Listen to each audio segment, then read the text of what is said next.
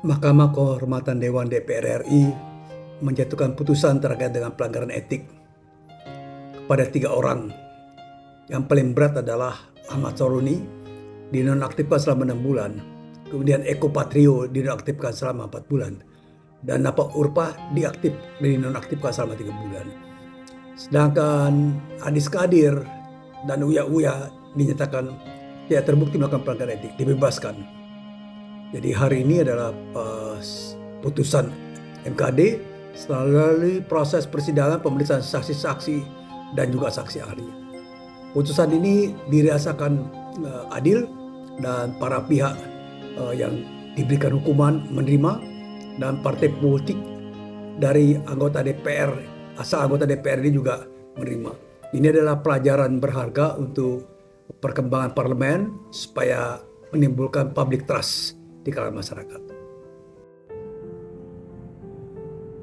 Hari ini Rabu 15 November 2025, Mahkamah Kehormatan Dewan Republik Indonesia atau DPR RI membacakan putusan terhadap 5 anggota nonaktif berkaitan dengan dugaan pelanggaran kode etik, yaitu Adis Kadir, Napa Urpa, Surya Utama, Eko Hendro Purnomo, dan Ahmad Saroni. Adis Kadir dari Partai Golkar, Napa Urpa dari Partai Nasdem, kemudian Surya Utama atau Uya ini dari Partai PAN, dan Eko Patrio juga dari Partai PAN, dan Ahmad Saroni dari Partai Nasdem. Pelanggaran kode etik kelimanya masih banyak tercatat dalam perkara nomor 39 garis miring PP 11 2025, 41, 42, 44, dan 49. Adis Kadir diadukan atas pernyataan terkait dengan tunjangan anggota DPRD yang keliru dan menimbulkan reaksi luas masyarakat ketika terjadi demo 25-29 Agustus. Sedangkan Ahmad Saroni diadukan dengan diksi yang tidak pantas di publik atau penggunaan kata tolol. Putusan MK diambil setelah mempertimbangkan keterangan dari saksi Deputi Persidangan Sekjen DPR RI Suprihartini, koordinator orkestra pada sidang Soeharto, ahli kriminologi Profesor Dr. Adrianus Eliasta, ahli hukum Dr. Satya Arnanto, ahli sosiologi Trubus Rahardiansa, ahli analis perilaku Gusti Ayu, dan putusan lengkapnya sebagai berikut. Adis Kadir diputuskan, MKD memutuskan terhadap satu Adis Kadir tidak terbukti melanggar kode etik. Dengan ini MKD memutuskan mengadil sebagai berikut, menyatakan terhadap satu Adis Kadir tidak terbukti melanggar kode etik, kata Wakil Ketua MKD DPR RI Adam Nurjatun.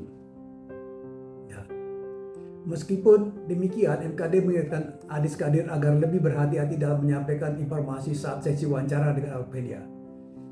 Meminta terhadap satu Adis Kadir untuk berhati-hati dalam menyampaikan informasi setelah menjaga perilaku untuk kedepannya. Menyatakan terhadap satu Adis Kadir diaktifkan kembali sebagai anggota DPR RI terhitung sejak putusan dibacakan. Dengan pesan tersebut, maka MKD menyatakan Wakil Ketua DPR itu aktif kembali atau bisa menjalankan tugas sebagai wakil rakyat. Perihal sejumlah kenaikan tunjangan DPR tidak memiliki niat buruk. Apalagi MKD menyebut Adis Kadir sudah meralat pernyataannya yang menimbulkan kontroversi dalam publik. Terkait gaji dan tunjangan dari tidak tepat namun sudah diralat oleh teradu satu Adis Kadir, maka Mahkamah berpendapat bahwa tidak memiliki niat untuk menghina atau melecehkan siapapun juga. Teradu 2, Napa Urpa diaktifkan selama 3 bulan.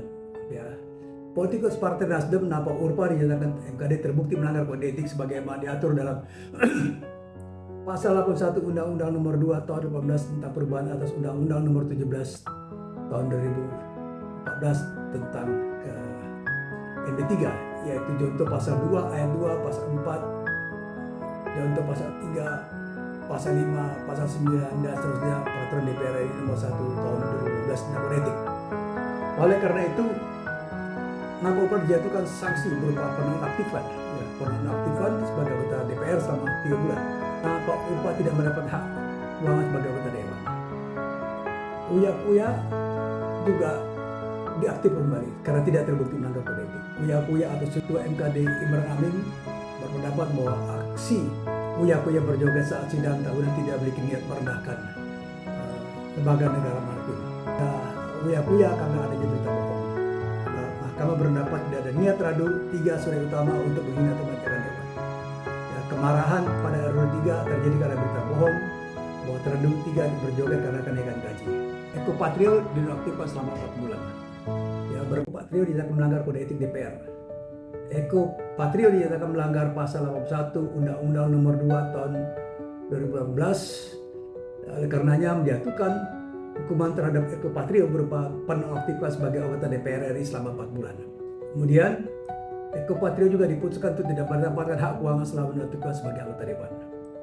Dalam pertimbangannya MKD melihat tidak ada niat dari Eko Patrio untuk menghina atau melecehkan siapapun terhadap aksi berjoget dalam sidang tahunan DPR RI tanggal 15 Agustus 2025. Selain itu MKD menyebut aksi joget dilakukan oleh Eko Patrio bukan untuk merespon adanya kenaikan gaji oleh DPR RI. Berdasarkan rekaman yang ada dalam itu. Kemudian Ahmad Saroni dinonaktifkan selama 6 bulan. Ini paling berat. Ya, hukuman etik paling berat diberikan kepada politikus Partai Nasdem. Katakan Saroni terbukti melanggar kode etik sebagai diatur dalam pasal 81 Undang-Undang 2 tahun 2015. Menghukum teradu 5 Ahmad Saroni nonaktif selama 6 bulan. Bagaimana sebetulnya Prof secara hukum ini bisa dijelaskan begitu ya perbedaan penilaian etik tersebut, Prof Andi? Ya gini ya, ini kan peradilan etik ya, yang diperiksa adalah dugaan pelanggaran etik. Ya tentunya lembaga ini memeriksa, dan kalau menurut saya ya, pemeriksaan terhadap pelanggaran etik itu harus dilakukan secara tertutup, tidak bisa terbuka. Karena apa? Karena yang namanya etik itu bisa menyangkut harga diri orang, kan, menyangkut privasi orang. Saya juga ngerti tiba-tiba kok bersifat terbuka, ya kan. Dan tentu saja berdasarkan pemeriksaan itu berdasarkan pertimbangan-pertimbangan. Nah, pertimbangan bisa dari fakta-fakta yang terjadi, kemudian efek yang terjadi atas fakta itu. Yang kemudian juga yang harus diakui secara jujur, ya kan, bagaimana upaya memframing ya 5 terduga itu sehingga menjadi diposisikan menjadi sangat bersalah. Kemudian katakanlah tidak peduli dengan situasi rakyat dan sebagainya, kan unsur-unsur seperti itu. Nah, oleh karena itu kalau menurut saya ya putusan MKD kali ini sudah tepat, ya kan, memutuskan secara graduasi. Misalnya Anies Kadir ya dikatakan tidak bersalah, kemudian Uya Kuya juga tidak bersalah. Yang bersalah itu Napa Urpa, ya, kemudian Eko Patrio dan Ahmad Saroni. Kalau menurut saya kalau lihat graduasinya ini yang paling serius melakukan pelanggaran etik kan Ahmad Saroni, karena secara verbal ya dia pilih diksi yang menurut saya luar biasa tidak bisa diterima.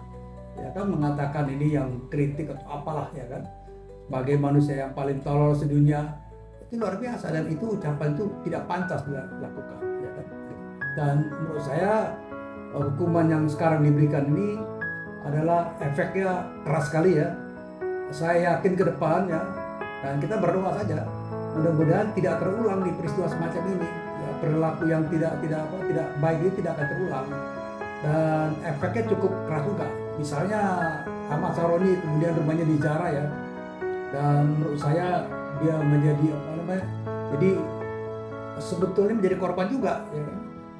Jadi korban, rumahnya dijarah, kemudian terjadi leluasa penjarahan rumah itu ya.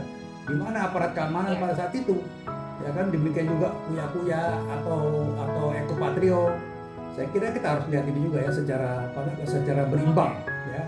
Kan tidak murni karena sebuah etik begitu ya, melainkan ada kepentingan lainnya, bagaimana kan?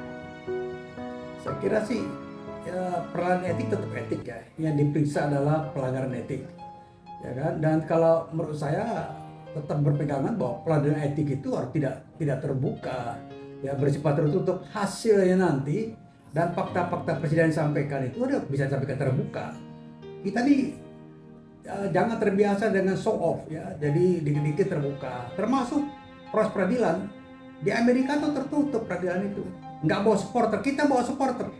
Ya, kalau perlu bawa apa gitu sebanyak mungkin supporter ya supaya menekan. Saya kira ini nggak benar juga.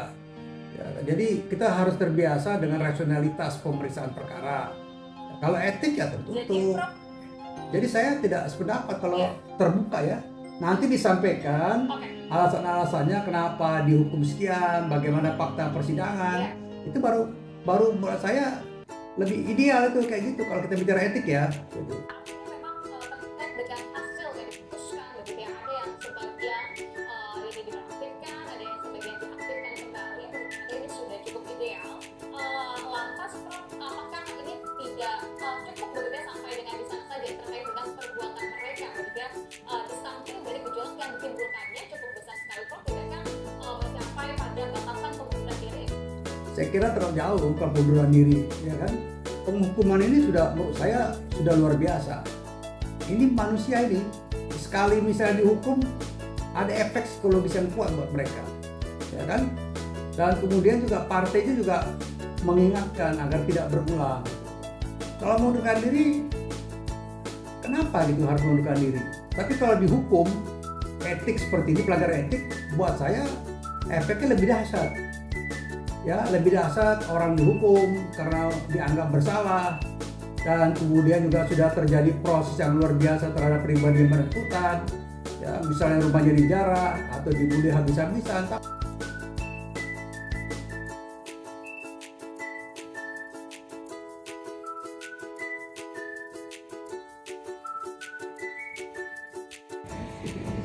Saat ini saya ada berada di gedung DPR RI.